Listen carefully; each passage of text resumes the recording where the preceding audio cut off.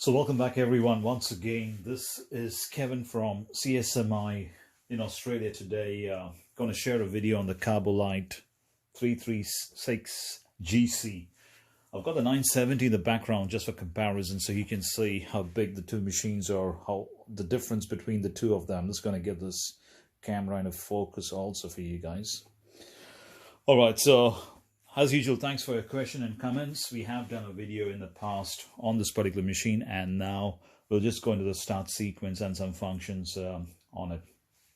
So, great little machine, does everything you want it to do for the money. As usual, you can't get a 10-ton truck and then expect it to pull 360 ton or 750 horsepower Volvo or a Scania if you buy a small Hino. It just depends upon the application, and what you're paying is what you're going to get. And for the price, this is a pretty good starter model if you're getting into the hobby. So if you bought this model and you got no hydraulics, these are some of the things you may want to do. So there's a little symbol up here that shows you the lock. You may have to hold this for a few seconds to activate it. So that's 1, 2, 3, 4. Okay, about 4 seconds, 3 to 4 seconds, okay? You need to see the spanner and the screwdriver. That tells you that you are now unlocked. Now, once you're unlocked, if the pump's running and you got no hydraulics on your boom or anything, this could be one of the reasons, not the reasons, but one of the reasons. So you need to scroll from left to right.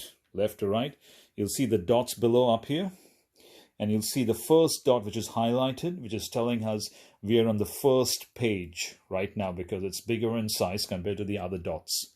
Now that you're on this page, we need to identify the pump is connected to what channel, because we need to rotate the direction of the pump so that we can pump oil, because there could be a good chance that the pump is spinning in the wrong direction and hence you're not getting any pressure and hence your boom or your hydraulics is not working, right? So this is one of the reasons. So how do we identify? So on the left hand side, you've got the numbers 1 to 6. I'm going to move this joystick, and when I move, I can see 3 and number 5 are moving, okay? Now I'm going to go left and right. Only number 4 is moving. Now I'm going to go up and down, and I can see once again number 5 and 2 is moving. And when I do it this way, it's 1 and 5.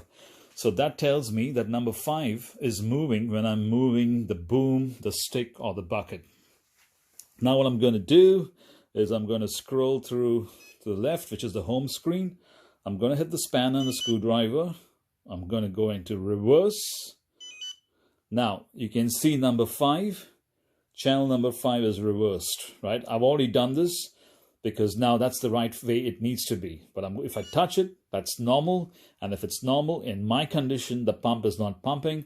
So I go to reverse to number 5. So I know number 5, which is the ESC that's connected to channel number 5, has now been reversed, and now my pump should work. Now, I keep going back using the top arrow up here, right? And I come back to the home screen, which is the center dot of the 3, because the size is much more bigger, if you can see that. Okay, so now that we're up there, I'm going to start the model, and you're going to hear a particular beep. You must get this beep. If you don't, that means something's wrong, right? This is the first step you need to do. So I don't have a 7.4 battery, so I'm using a DC power supply. We will talk about that in a little bit later. So let's hear the sound when I press the switch.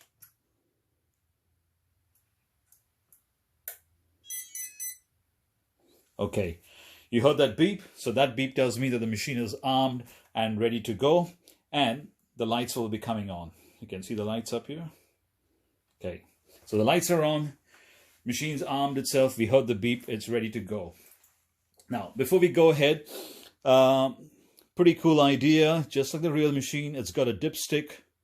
The key thing is it's got a serration up there. It's very hard to show it on the video, but if it's half the total length of the dipstick, then your oil level is correct, right? So half the total length or you can see the serration mark inside it. Now, very, very simple. Get a syringe, put the oil, start the machine, move the hydraulics, check the level, put the oil, check the level, put the oil, check the level, right?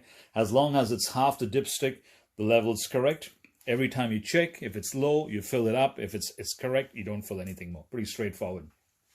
Okay, now let's go to the DC power supply. Now, I wouldn't attempt to do this if you don't know what you're doing, right? I'm using crocodile clips and I'm using a DC power supply. So let me just get this into focus so I can show you. Okay, bring that in focus up there. Okay, now you can see current and you can see voltage, right? You can see fine, you can see coarse, you can see fine, and you can see coarse up here. Now, you need voltage, which is 7.2 in this application, and then you need current. So voltage is nothing but liters per minute of flow.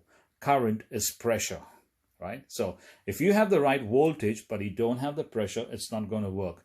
It's just like having a hydraulic cylinder. You may have a pump that's pumping 10 liters per minute, but if the pressure is 1 bar, which is atmospheric pressure, or the air pressure above your head, the cylinder is not going to move, right? Even though your pump's going to give you the right amount of flow, you need pressure. So it's very, very important. If you don't have the pressure, it's not going to work. And the same thing with your batteries. You may put a multimeter like up there, and you may check the voltage and say, oh, beautiful, it's 12 volts. Oh, but there's no current. And there's no current, it's not going to perform. And you will see that when I do the test today, because this machine isn't pumping enough of current, the rate of current. We need probably minimum of 5 or 6 amps, and it just cuts out because it's on the borderline. It does about 2, 3, 4 amps, 5 amps, and it can't get the amps, and hence it cuts out. It's good for small application. So let's get straight into the functionality. I'm just going to get the zoom out. Okay, get it into focus. Sorry for the shakes. Okay, there we are. Now, when you start this machine, all the switches must be away from you. If they are not away from you, you'll get an error. Let's see if I can show this to you guys. I'm going to put the power off. Oh, you got to turn the power off anyway. Anyway, it's too hot. I got to switch everything off. So I'm just going to give you a simple tip up here. All the switches must be away from you. If it's not away from you, you're going to get an error on the radio, right? So remember that. Now, this particular switch turns the light on and off. I don't know if you can see. Watch this space up here, or watch this space up here. Light off, light on. Light on, light off, okay? So that's what this switch does, light on and off. Now, everything has been preset, so you really don't have to do anything. You just move the joystick and you'll see the functionality taking over. Let me see if I can squeeze both of this together. So, right hand joystick up gives you the boom up.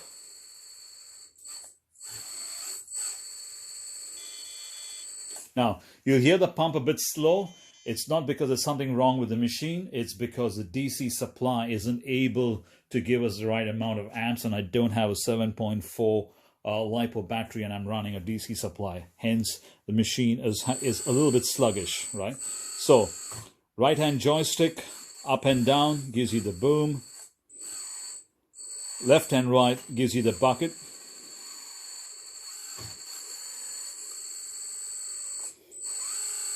And then you got the stick, and there you go. So if you see, the reason why it cut out is because of the amps. It didn't have, I was trying to drive it too much. It didn't have the amps, and hence it cut out. So I'm going to put it off and start it again.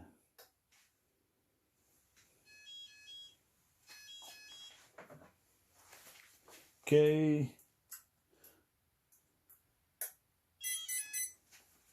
Boom, there you go. So it started up again. Let's get back into this. So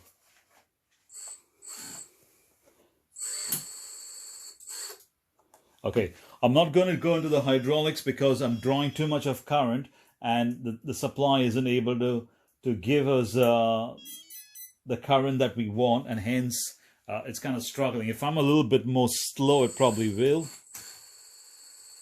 Yeah, it will. Okay, but if I try to do two functions, it probably draws too much of current. It's going to trip. Now, these two dials up here control the tracks. They are a little bit. You got to be slow because they will move pretty quick. But once you get the hang of it, they're quite easy to operate. So you got two dials on either side up here. So that's pretty much all that we have on this particular video, guys. I showed you the functionality. You got the switch, tracks are operated up here. You got a mix function for the pumps on the joystick, so you don't really have to do. If you bought the machine and it doesn't start, it doesn't work, check the pump direction because it's not pumping oil, and hence you've got no hydraulics in it. Pretty good machine for the price that you pay. It's a good entry-level model with hydraulics, got the control valves, got the cylinder, got the hoses, crimps, got pretty good detailed pin fastening systems up here. So I think overall it's pretty good value for the money. Now, if you have any questions, leave it in the comment section below. This model or any of the models on our video, you can buy it from our website, which is in the description, or at csmi.com.au. And thank you for watching.